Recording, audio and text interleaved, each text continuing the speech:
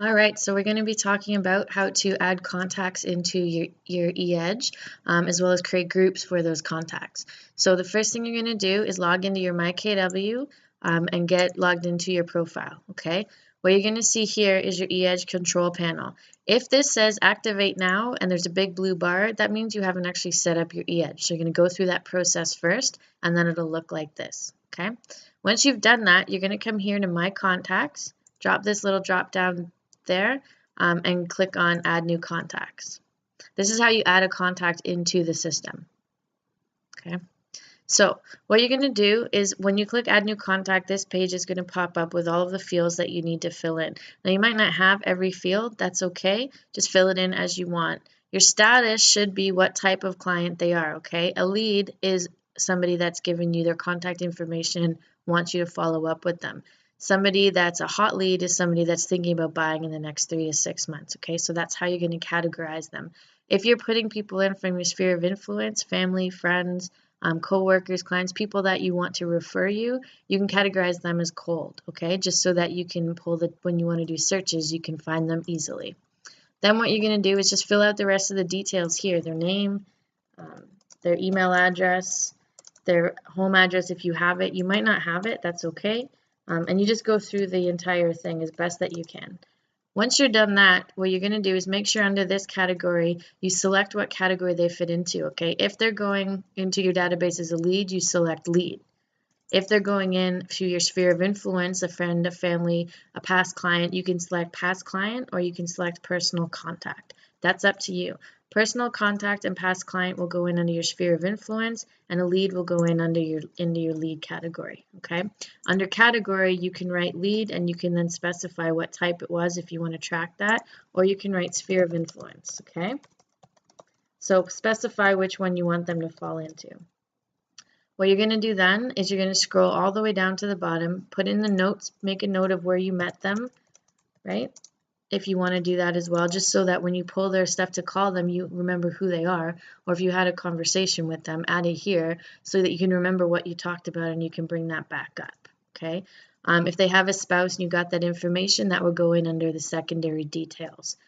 Time frame would be, if they're just looking, that means that they're not really doing anything. 6+ months would be a long-term lead. 1 to 3 months or 3 to 6 months, you would have them classified as hot. Okay. Once you've added them, if you click here, you can send them a welcome email and say, thank you so much for for speaking with me today, or coming to my open house, or taking the time to talk with me. It's a pleasure to meet you. I've added you into my system, and you can create a default email here that you can save so that it goes out to every type of everybody when you add them as a new contact. Okay. If they're sphere of influence, you're not going to send this email. You're only going to send it if they're a lead. Okay. Then the final step that you have to do is add them to a group. So a group is a grouping of people that all fall under the same category. So you can see here, I have 2 groups created right now, sphere of influence and leads. Now I have this person going in as a lead in my sphere of influence. So I'm going to change that to personal contact and sphere of influence. So what I'm going to do down at the bottom is say that he's a sphere of influence group, and then I'm going to save it. Okay. Now, obviously, it's not going to let you save it unless you put in an email address. So I'm going to add that in really quickly here. Make sure the email address is complete and it has everything that it needs and it is valid. And phone number it will also require, I believe, but it might let you do it without a phone number. Yeah, you have to have an email address or a phone number, okay? You don't have to have both. If you don't, that's okay. If you do, make sure you put it in here.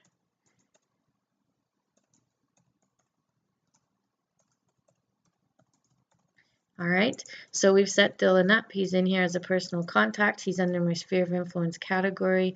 There's his phone number. There's his email address. He is male. I'm going to put in his birthday because I do know his birthday. Okay, so it goes month, and then day for birthday. And then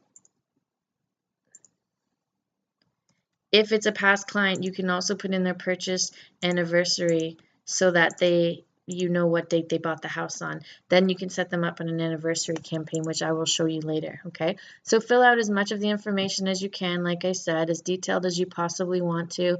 If it's a referral, you can put in the referral details here so you know who referred them and you can thank them.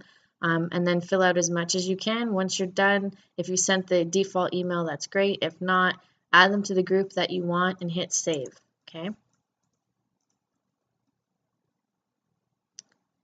All right, so there you go. Here's the contacts now. Here's all the information I have. Here's his status. He's a lead. Now I'm going to change him to a cold because he is a past client and sphere of influence, okay? If he was a warm lead, if he was an actual real estate lead, I would set him as either lead or hot, okay?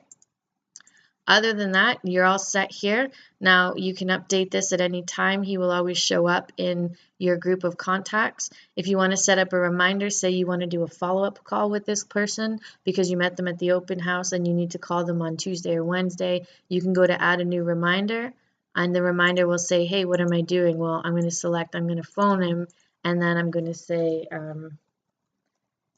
the contacts is Dylan. When do I have to do it? Okay, well, if it's today, I'm going to call him on Saturday, and I'm going to call him at 11 a.m. to follow up. Reminder, wants me to call him to follow up on sales data. Whatever it is that, you know, you're calling him for, you can set that up. Now, it already auto-populated his contact, so I'm going to delete that. But if there was a second contact here that I wanted to add, like myself or another client that you knew was tied to him, I could also add them in and say, hey, I'm going to call both of these people, okay? Once it's done, you save it, and it's going to show up under their category as a reminder right here. And on Saturday, it's going to show up on your main page as an activity that you're going to have to complete. Okay, so that's what you need to know for adding a contact. If you also want to add them to a campaign, you can. However, the way we're going to set this up through groups, that'll already be done for you, so you don't need to worry about that. I'm going to show you how to do that in a different video. Okay, hopefully that was straightforward enough for you. If you do have questions, obviously there are other videos, but you can rewatch this one.